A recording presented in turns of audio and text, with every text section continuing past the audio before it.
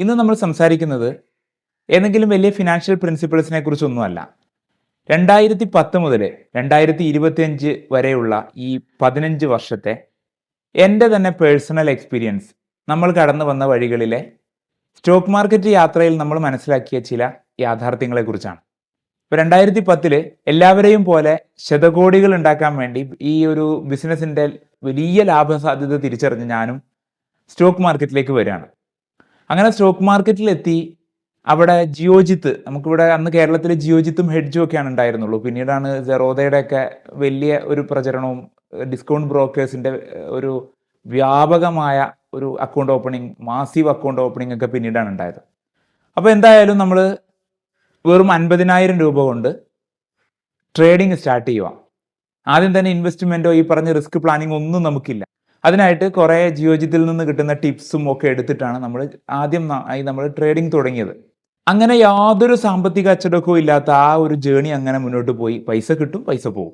ഈ രീതിയിൽ ഒരു റിസ്ക് മാനേജ്മെന്റ് ഇല്ല, പ്രോപ്പർ പ്ലാൻ ഇല്ല, നമുക്കൊരു വ്യൂ ഇല്ല, മാർക്കറ്റിനെ കുറിച്ച് ഒന്നും അറിയില്ല. അങ്ങനെ മുന്നോട്ട് പോയി കുറച്ച് കഴിഞ്ഞപ്പോഴത്തേക്കും എന്നാൽ ഇനി കൃത്യമായി ടിപ്സ് കിട്ടാത്തതിൻ്റെ കുഴപ്പമാണ് എന്ന് മനസ്സിലാക്കിയിട്ട് നമ്മൾ ടിപ്സ് കിട്ടുന്ന സ്ഥലത്ത് പേയ്മെൻറ്റ് കൊടുത്ത് പോകാൻ വേണ്ടി തുടങ്ങി. അങ്ങനെ പലയിടത്തുനിന്നും ടിപ്സ് നമ്മൾ വാങ്ങാൻ തുടങ്ങി. എന്ന് വെച്ചാൽ ഇന്ന സ്റ്റോക്ക് വാങ്ങും, ഇന്ന പ്രൈസിൽ വാങ്ങും, ഇവിടെ വിറ്റോളൂ എന്ന് പറയുന്ന ടിപ്സ് വാങ്ങാൻ തുടങ്ങി. ഒരുപാട് കമ്പനീസ്, അന്ന് ഈ സെബിയുടെ റെഗുലേഷൻസ് ഒന്നും ഇത്രയും സ്ട്രോങ് ആയിരുന്നില്ല അന്ന്. അപ്പോൾ അതുകൊണ്ട് തന്നെ ഒരുപാട് കമ്പനികൾ വെബ്സൈറ്റൊക്കെ വെച്ചിട്ട് തന്നെ യാതൊരു ഒതൻറ്റിസിറ്റി ഇല്ലാതെ, അതിന് ഒരു ഗവൺമെൻറ് രജിസ്ട്രേഷൻ ഒന്നും ഇല്ലാതെ തന്നെ ഒരുപാട് കമ്പനികൾ അങ്ങനെ പ്രവർത്തിച്ചിരുന്നു. കമ്പനി എന്നൊക്കെ പറഞ്ഞാൽ ചിലപ്പോൾ അധികമായി പോകും, ചിലപ്പോൾ ഒരു വെബ്സൈറ്റ് തന്നെ ഉണ്ടാവുള്ളൂ. പക്ഷെ എന്തായാലും വലിയ രീതിയിൽ ഇത്തരത്തിലുള്ള ഒരു ബിസിനസ് അവിടെ നടന്നിരുന്നു. ഞങ്ങളെപ്പോലെ ഒരുപാട് ആളുകൾ ടിപ്സ് വാങ്ങാൻ വേണ്ടി അവർക്ക് പേയ്മെൻറ്റ് കൊടുക്കാൻ തുടങ്ങി. ഈ ടെലഗ്രാം ചാനലൊക്കെ അടുത്ത് വന്നു, അതൊക്കെ ഇപ്പോഴും നിലനിൽക്കുന്നുണ്ട്. പക്ഷെ അന്ന് ഇതിനായി ഔദ്യോഗിക വെബ്സൈറ്റുകളും പേയ്മെൻ്റ് ഒക്കെ സ്വീകരിച്ച ആളുകൾക്ക് കൃത്യമായി അവർക്ക് SMS ആയിട്ടും കോളായിട്ടും ഒക്കെ ടിപ്സ് കൊടുത്തിരുന്ന വലിയ, അക്കാലത്ത് അറിയപ്പെട്ടിരുന്ന സ്ഥാപനങ്ങൾ തന്നെ ഉണ്ട്. അങ്ങനെ കുറേ ടിപ്സ് വാങ്ങി, പ്രത്യേകിച്ച് നോർത്ത് ഇന്ത്യയിൽ നിന്ന് ഒരുപാട് ടിപ്സൊക്കെ വാങ്ങി. അവസാനം നമ്മുടെ കയ്യിലുണ്ടായിരുന്ന ക്യാഷും തീർന്നു, അതിനപ്പുറത്തും കടം വാങ്ങി. അപ്പോൾ ഒരു കാര്യം മനസ്സിലായി, ടിപ്സും വർക്കാവുന്നില്ല. അങ്ങനെ നമ്മിലെ കോടീശ്വരനാവാനുള്ള മോഹം പിന്നെയും നടക്കാതെ വീണ്ടും മുന്നോട്ട് പോയി. അവസാനം തീരുമാനിച്ചു, ഇനി എന്തായാലും വലിയ സ്റ്റോക്ക് മാർക്കറ്റ് പ്ലെയേഴ്സിനെ പോലെ നമുക്ക് പഠിക്കാം എന്ന് തീരുമാനിക്കുക.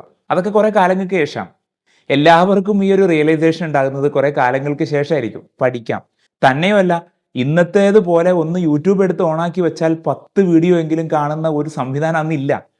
അന്നുള്ളത് തന്നെ ഹിന്ദിയാണ്, നമുക്കത് നന്നായി മനസ്സിലാവുന്നില്ല. അങ്ങനെ അപൂർവം വീഡിയോസുള്ളൂ. യൂട്യൂബ് ഒന്നും ഇത്ര ഫെമിലിയർ ആയി ആളുകൾക്ക് ഉപയോഗിക്കാൻ പറ്റാത്ത, ഉണ്ടെങ്കിൽ തന്നെ അതിൽ കോണ്ടന്റ് ആവശ്യത്തിന് ഇല്ലാത്തൊരു സാഹചര്യമായിരുന്നു അന്നുണ്ടായിരുന്നത്. അങ്ങനെ പലയിടത്തും പോയി പഠിക്കാൻ വേണ്ടി ശ്രമിച്ചു. അതൊക്കെ ഒറ്റ ദിവസത്തേക്കൊക്കെ വലിയ ഫീസാണ് പറഞ്ഞിരുന്നത്. എങ്കിലും അതൊക്കെ പഠിച്ചു. പക്ഷെ ഇവിടെ എല്ലാം പഠിപ്പിക്കപ്പെടുന്നത്, ഞാൻ ഇന്നത്തെ ഈ ടോപ്പിക്കെല്ലാം നിങ്ങളുടെ പ്രധാന ടേക്ക് അവേ ഇതായിരിക്കുമെന്ന് വിശ്വസിക്കുന്നു. ഇവിടെ എല്ലാം നമ്മൾ പഠിച്ചത് സ്ട്രാറ്റജികളാണ്. അവരൊക്കെ ബഹുപ്രതിഭകളായ മിടുക്കന്മാരായ ട്രേഡർമാരായിരുന്നു. ചിലരൊക്കെ വെറും കോഴ്സ് സെല്ല് ചെയ്യുന്നവർ മാത്രമായിരുന്നു. അത് രണ്ടും നമ്മൾ തിരിച്ച് മനസ്സിലാക്കേണ്ടതാണ്. ചിലർ യാതൊരു പ്രതിഭയും ഇല്ലാതെ, യാതൊരു അതോറിറ്റിയും ഇല്ലാതെ കോഴ്സ് സെല്ല് ചെയ്യാൻ വേണ്ടി നിൽക്കും. അവർക്ക് കോഴ്സ് സെല്ല് ചെയ്യുന്നത് കേവലം ഒരു ബിസിനസ്സാണ്, ഒരു വരുമാനം മാത്രമാണ്. അങ്ങനെയുള്ള ഇടത്തും നമ്മൾ പെട്ടിട്ടുണ്ട്. ഇവിടെയൊക്കെ നമുക്ക് പ്രോപ്പറായി ഗൈഡ് ചെയ്യാൻ ഒരാളില്ലാത്തതുകൊണ്ട് ഇവിടെയെല്ലാം ചെന്ന് പെടുക എന്നതേ അന്ന് ഞങ്ങൾക്ക് മാർഗം ഉണ്ടായിരുന്നുള്ളൂ. അങ്ങനെ നമ്മളും കോടീശ്വര സ്വപ്നങ്ങളുമായി നമ്മൾ വീണ്ടും മുന്നോട്ട് പോയി. പഠിക്കാൻ വേണ്ടി തീരുമാനിച്ചു. പഠിക്കാൻ ചെല്ലുന്നിടത്തുള്ള അവസ്ഥയാണ് ഇപ്പോൾ പറഞ്ഞത്. ഈ പഠിക്കാൻ വേണ്ടി ചെന്ന ചിലയിടങ്ങളിൽ നിന്ന് ചില കാര്യങ്ങൾ നമുക്ക് കിട്ടി. അത് നമ്മൾ എടുത്തു, പ്രയോഗിച്ചു. കുറച്ച് കാലമൊന്നും വലിയ കുഴപ്പമില്ലാണ്ട് പോകും. കുറച്ച് കഴിയുമ്പോൾ മാർക്കറ്റിൻ്റെ മൂഡ് മാറും, മാർക്കറ്റിൻ്റെ ആ രീതി മാറും, ട്രെൻഡുകൾ മാറി വരും. ചില സമയത്ത് മാർക്കറ്റിന് കാണുന്ന ആ ബിഹേവിയറെ ആയിരിക്കില്ല അടുത്ത ഒരു 6 മാസം കഴിയുമ്പോൾ കാണുന്നത്.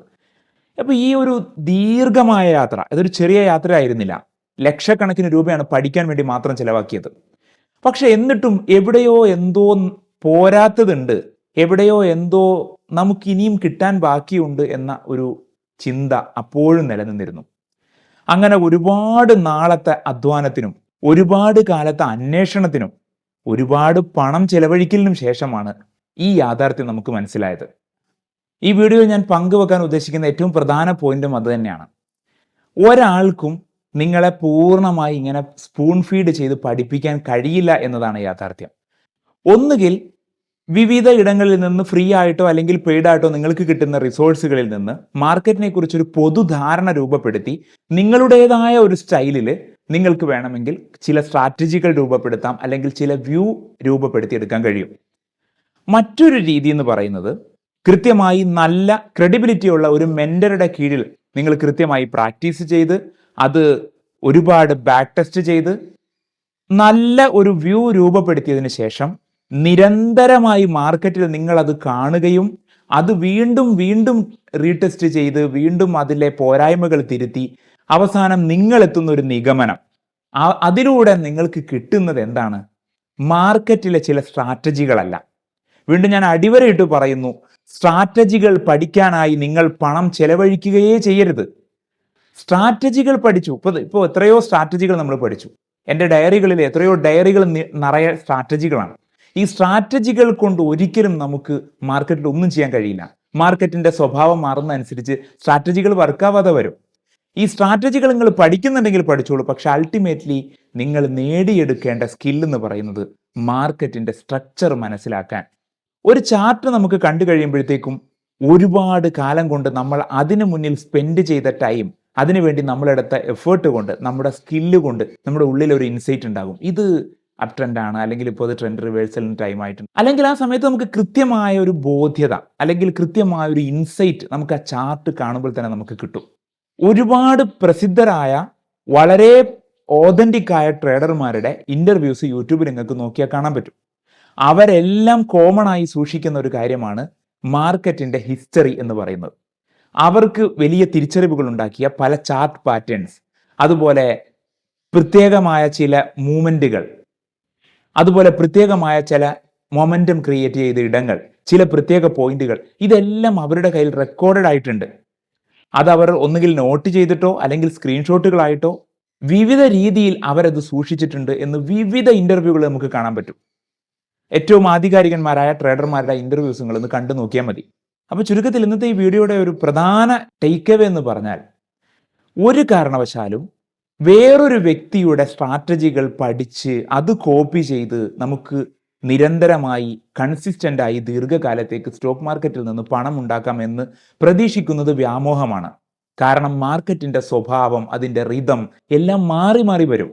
അതുകൊണ്ട് പഠിച്ചെടുക്കേണ്ടതും രൂപപ്പെടുത്തിയെടുക്കേണ്ടതും മാർക്കറ്റിനെ സംബന്ധിച്ചൊരു വ്യൂ ആണ്, മാർക്കറ്റിന്റെ സ്ട്രക്ചറാണ്. ഈ ഒരു വലിയ തിരിച്ചറിവും സ്കില്ലും നമ്മൾ നേടിക്കഴിഞ്ഞാൽ പിന്നെ വളരെ ലളിതമായ ഏതെങ്കിലും ഒരു സ്ട്രാറ്റജി കൊണ്ട് മാത്രം നമുക്ക് സിമ്പിളായി മാർക്കറ്റിൽ നിന്ന് പ്രോഫിറ്റ് ഉണ്ടാക്കാൻ പറ്റും. ഇത് ഞാൻ ഉറപ്പ് തരാണ്.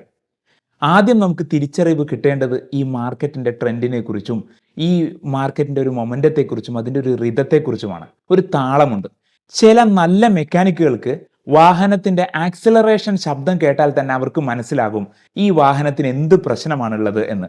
ചില നല്ല ഡോക്ടർമാർക്ക് അവരുടെ വളരെ ലളിതമായ ചില പരിശോധനകൾ കൊണ്ട് തന്നെ രോഗിയുടെ അസുഖം തിരിച്ചറിയും എന്നതുപോലെ ഒരു നല്ല ട്രേഡർക്ക് എപ്പോഴും ഈ മാർക്കറ്റിലേക്കൊന്ന് നോക്കിയാൽ തന്നെ, അല്ലെങ്കിൽ അതിൻ്റെ അല്പനേരത്തെ മൊമെന്റം കണ്ടാൽ തന്നെ മനസ്സിലാകും ഇത് നമുക്ക് പറ്റിയ മാർക്കറ്റാണോ, നമ്മൾ മാറി നിൽക്കണോ, അതെയോ ഇവിടെ ഇൻവെസ്റ്റ് ചെയ്യണോ വേണ്ടയോ, അല്ലെങ്കിൽ ഇന്ന് ട്രേഡ് ചെയ്യാൻ പറ്റിയ ദിവസമാണോ അല്ലയോ എന്ന് കൃത്യമായി മനസ്സിലാക്കാൻ പറ്റുന്ന ഒരു ഇൻസൈറ്റ് നമ്മിൽ രൂപപ്പെടും. അതിന് നമ്മുടെ നിരന്തരമായ അധ്വാനവും ഒരുപാട് സമയം ഈ ചാർട്ടുകൾക്ക് മുന്നിൽ ചിലവഴിച്ച നമ്മുടെ ഒരു എഫേർട്ടും തീർച്ചയായും ഇതിന്റെ പിന്നിൽ ഉണ്ടാവണം. ഇന്ന് വന്ന് നാളെ മുതലാളിയാകുന്ന അലാവുദ്ദീന്റെ അത്ഭുത വിളക്കിലെ കഥകളൊന്നും ഇവിടെ വാലിഡ് അല്ല എന്ന് നമ്മൾ പ്രത്യേകം തിരിച്ചറിയുക, മനസ്സിലാക്കുക. ആധുനിക കാലത്ത് റിസോഴ്സുകൾ ഒരുപാട് കൂടുതലാണ് എന്നത് കൊണ്ട് തന്നെ ഈ പുതിയ കാലത്ത് മാർക്കറ്റിലേക്ക് വരുന്നവർക്ക് വലിയൊരു അഡ്വാൻറ്റേജ് ഉണ്ട്. ഇപ്പോഴും ബിസിനസ്സിലൊക്കെ ഏർലി അഡോപ്റ്റർ അഡ്വാൻറ്റേജ് എന്നാ പറയല്, ആദ്യകാലത്തുള്ളവർക്ക് ഉള്ള അഡ്വാൻറ്റേജ് എന്നാ പറയല്. പക്ഷേ ഇവിടെ നേരെ തിരിച്ചാണ്. വൈകി വരുന്നവർക്ക് ഒരുപാട് റിസോഴ്സസ് ഉള്ളത് കൊണ്ട് തന്നെ അവർക്ക് കുറച്ചുകൂടി വേഗത്തിൽ, ഞങ്ങളെല്ലാം കടന്നു വന്ന ഈ ഒരു ദീർഘമായ സമയം എടുക്കാതെ തന്നെ നല്ല ട്രേഡർമാരായി നല്ല രീതിയിൽ മാർക്കറ്റിൽ നിന്ന് സമ്പാദിക്കാൻ, ഒരു നല്ല വെൽത്ത് ക്രിയേറ്റ് ചെയ്യാൻ നമുക്ക് സാധിക്കും. അതിന് എല്ലാവർക്കും സാധിക്കട്ടെ. അതിനായി ചെയ്യേണ്ട കാര്യങ്ങൾ എന്തെന്നും നമ്മൾ സംസാരിച്ചു. നിങ്ങൾ ഏതെങ്കിലും ഒരു സ്പെസിഫിക് ആയ വിഷയത്തെക്കുറിച്ച്, അതിനെക്കുറിച്ച് കൂടുതൽ ഡീറ്റെയിൽ ആയി അറിയാൻ താല്പര്യപ്പെടുന്നുണ്ടെങ്കിൽ താഴെ ഒന്ന് കമൻറ്റ് ചെയ്താൽ മതി. നമുക്ക് അടുത്ത ആഴ്ചകളിൽ അത്തരം വിഷയത്തെക്കുറിച്ച് സ്പെസിഫിക് ആയി തന്നെ വീഡിയോകൾ ചെയ്യാം.